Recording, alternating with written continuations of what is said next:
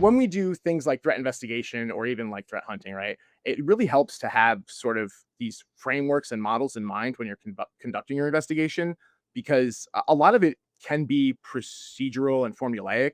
And like a good incident response team, like we run and stuff, they always have like, how boxes are commonly exploited, for each TTP and stuff like that. They know what like the indicators, what it looks like on a box, right? When an SMB share is exploited and somebody uploads a file and then gets a user to execute it or something, right? Or when there's credentials that have been brute forced or a hash that's been stolen is being passed around.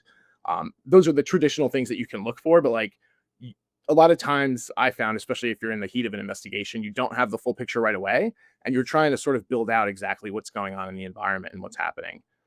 So that's where like these really foundational models can I think really help you with these kind of things. Uh, so the base that everybody talks about, right, is that cyber kill chain. That's definitely still relevant. It's like we know that when there's an attack or an exploitation against a target, that it goes through all of these steps, right? At least if it's successful, it's always going to start with some reconnaissance because that's how they're going to choose you. Whether the reconnaissance is like finding you in a password dump and choosing you that way, or they know that you're a DoD subcontractor and they want your secret sauce. And then it moves to weaponization, right? How do they take that information? How do they figure out where you are? What are your points of presence? What are your vulnerabilities, your surface area, and how do they take advantage of it? And of course, it moves through delivery. Like, how do they actually get that payload to you, that exploitation, actually exploiting the system, installing their tools, and then, of course, tools communicating, exfilling data, and then eventually the actions on objective, which also like impact. So you can think about it like in a ransomware scenario where they're actually, deploying the ransomware, or they're actually exfiltrating the data, or, doing whatever they were intending to do in their attack. So the diamond model is pretty cool. So it pretty much focuses on like four key nodes. It's actually like pretty recent from like 2013. It came out in like a DoD paper. And a lot of people say it's pretty academic, but I think that, I don't know, like the periodic table of the elements is academic, and like nobody has a better alternative to that. So, and we still use it every day. Um, so what we look at here are sort of the four corners of the diamond. It could probably be a square too, and it doesn't matter. But we know that like any attack or like exploit that's happening is going to have like these four different like fundamental things to it, right? These always happen. These are always components of like an exploit or an attack that you're investigating. There's always going to be an adversary that's doing it. They're always going to be using a capability, and that capability might be something that they built and developed themselves. It could be something that's like, off the shelf or leased, as you see with like these ransomware gangs and stuff.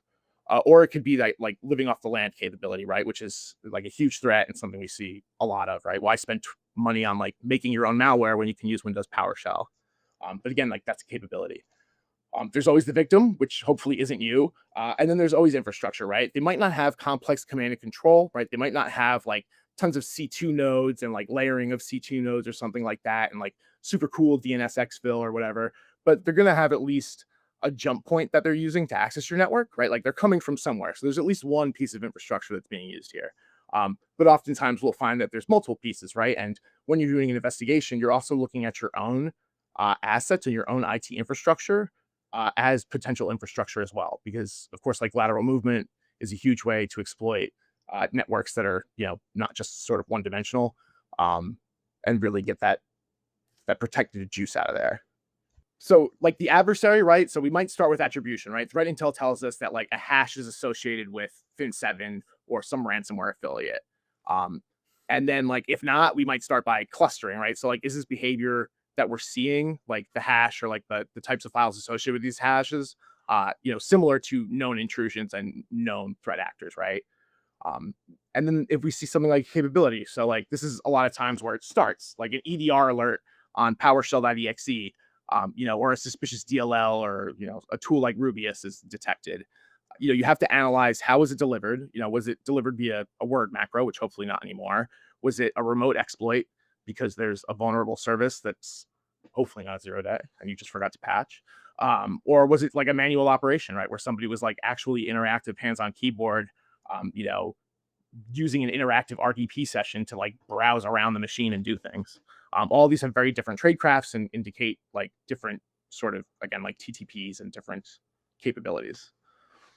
And then for like infrastructure, so we extract things like C2 domains, email senders, even Redirection URLs are huge for us, or even like dropped web shell paths.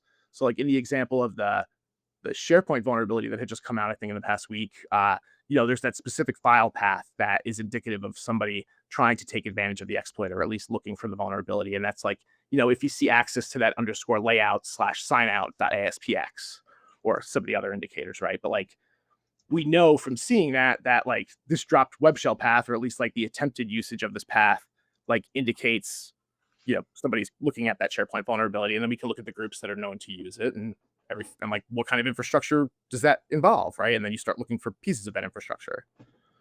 And then of course, like the victim, um, you know, you have to look at the user identity, the endpoint, the domain, the network. You have to look at what type of data was on the endpoint.